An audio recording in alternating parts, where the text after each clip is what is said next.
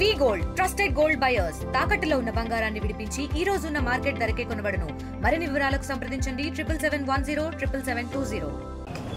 ఏదైతే ఇదివరకు వైఎస్ఆర్సీపీ ప్రభుత్వం హయాంలో మేయర్గా ఎన్నికైన వారిని ఇదివరకే మనం అవిశ్వాస తీర్మానంతో వారి మేయర్ ఎన్నిక చెల్లదు, అంటే ఎన్నిక కాదు, మేయర్ పదవీ కాలం ఇంకా కొనసాగించకూడదనే ఉద్దేశంతో కూటమి నాయకులు అలాగే కూటమి కార్పొరేటర్స్ అందరూ కలిసి మేయర్ గారికి ఇంకా నెక్స్ట్ ఫర్దర్గా చేసేదానికి అవకాశం లేనటువంటి విధంగా మొన్న తీర్పునివ్వడం జరిగింది.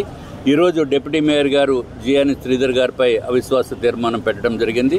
దీంట్లో 74కి 74 మంది ఉండాలి. 74 ఓట్లు ఈరోజు రావడంతో జియాని శ్రీధర్ గారు కూడా పదవీ కాలము ఇక్కడితోటి ముగిసిపోయినట్టుగా భావించవలసిన అవసరం ఉంది.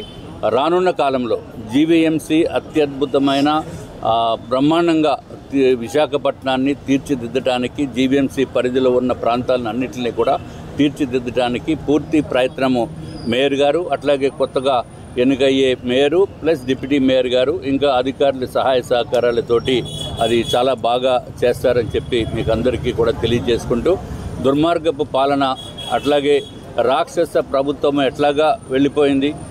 సుమారు 11 నెలలు అయింది. ఇప్పుడు కార్పొరేషన్లో కూడా ఆ ప్రభుత్వంలో నియమైన మేయర్ గారు డిప్యూటీ మేయర్ గారు కూడా ఈ పదవీ కాలం అయిపోయింది. ఇప్పుడు రానున్న కాలం చాలా బాగుంటుందని చెప్పి మీకు అందరికీ కూడా నేను తెలియజేసుకుంటున్నాను.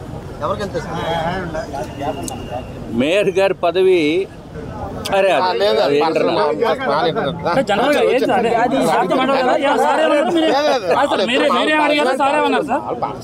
అదే అదేదో మేము రిప్రజెంటేషన్ ఇచ్చేటప్పుడు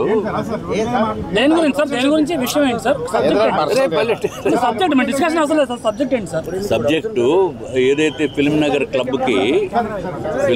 క్లబ్కి ఇదివరకు పాత ప్రభుత్వము ఏదైతే ల్యాండ్ ఒక 5 acres ల్యాండ్ అలాట్ చేసింది. కానీ దాంట్లో అలాట్మెంట్ లెటర్లో 33 సంవత్సరాలని చెప్పి మిస్ అయిపోయింది. సో దానికి కరెక్షను చేయడానికి కలెక్టర్ గారికి ఒక రిప్రజెంటేషన్ ఇచ్చాము. అది అనుకోని కారణాలతోటి దురదృష్టకరమైన విషయం ఏంటంటే అది ఆ టైంలో అప్పటికప్పుడు తయారు చేసిన లెటరు గౌరవనీయులైన గంటా శ్రీనివాసరావు గారు ఎమ్మెల్యే గారు ఆ సమయంలో అక్కడ లేరు, లేనప్పటికీ ఇది ఊరికే కలెక్టర్ గారికి ఇచ్చే లెటరే కదా అని చెప్పి ఉద్దేశంతో ఆ లెటర్ నేను రిప్రజెంటేషన్ కలెక్టర్ గారికి ఇవ్వడం జరిగింది. కానీ పద్ధతి ప్రకారము గంటా శ్రీనివాసరావు గారు లోకల్ ఎమ్మెల్యే గారు సంతకం తీసుకుని ఇవ్వాలి. అది కొంచెం ఓవర్లుక్ అయింది. అందుకని నేను గంటా శ్రీనివాసరావు గారికి నా యొక్క క్షమాపణలు తెలియజేస్తున్నాను.